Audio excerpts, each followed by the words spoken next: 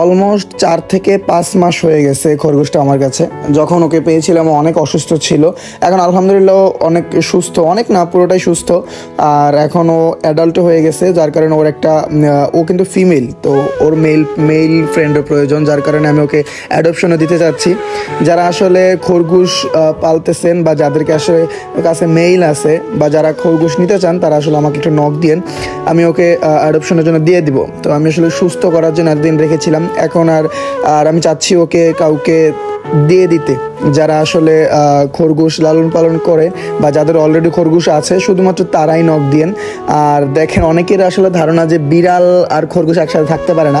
যাদের বাসায় বিড়াল আছে তারাও চাইলে নিতে পারেন, কারণ আমার সবগুলো বিড়ালের সাথেও ওর ফ্রেন্ডশিপ হয়ে গেছে, এখন আর ওরা মারামারি করে না। প্রথমে যখন আমার বিড়াল সহ ওর সাথে ভিডিও আপলোড দিয়েছিলাম, তখন আমাকে অনেকে কমেন্ট করে বলছে যে বিড়াল খরগোশ নাকি মেরে ফেলে। তবে হ্যাঁ, আমার বিড়ালগুলো প্রথম ওকে অ্যাটাক করছিল, বাট ওইভাবে সিরিয়াস কিছু না। আস্তে আস্তে ওদের মধ্যে ফ্রেন্ডশিপ হয়ে গেছে। এখন পর্যন্ত আমার বিড়াল ওদেরকে কোথাও কামড় দেয় নাই।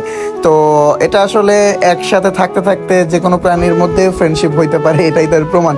তো যাই হোক, আসলে ওকে এখন রাখা সম্ভব না, যার কারণে আমার বাসায় নতুন আরও কিছু বিড়াল আসছে।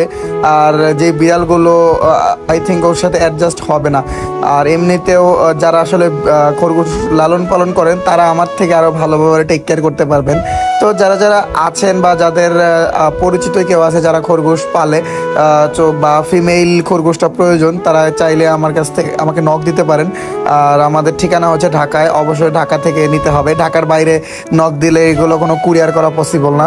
এমন কেউ বলবেন না যে ঢাকার বাইরে যারা আছে তারা যোগাযোগ করবে না, শুধুমাত্র ঢাকার ভিতরে যারা আছে তারা একটু নক দিয়ে নিতে হলে আসতে হবে হচ্ছে ঢাকা আফতাবনগর। এটা হইতেছে, আপনারা অনেকেই হয়তো হাতির ঝিল নাম শুনেছেন, বা যারা যারা চেনেন তারা হাতির ঝিলের অপোজিট পাশে বা রামপুরা ব্রিজের পরেই হচ্ছে আফতাবনগর গেট।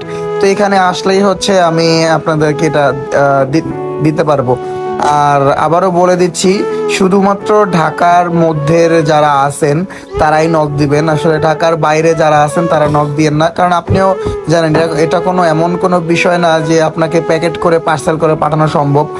আর তারাই নক দিবেন আসলে যাদের পালার মানে লালন পালন করার এক্সপিরিয়েন্স আছে বা যাদের অলরেডি খরগোশ আছে, সো তারাই প্লিজ নক দিন। আর নতুন যারা আছেন অবশ্যই পারবেন আপনারাও ওদেরকে দেখাশোনা করতে, কিন্তু এখন দেখতে হয়তো সুন্দর লাগতেছে, আপনার মনে হইলো যে না আমি নিয়ে আসে আমি লালন পালন করতে পারবো, কিন্তু অ্যাকচুয়ালি এটার অনেক বড় একটা দায়িত্ব। আসলে যে এই প্রতিনিয়ত তাকে ঘাস নিয়ে আসা, অনেক ব্যাপার আছে যেগুলো চাইলেও একজন নতুন পার্সন পারবে না।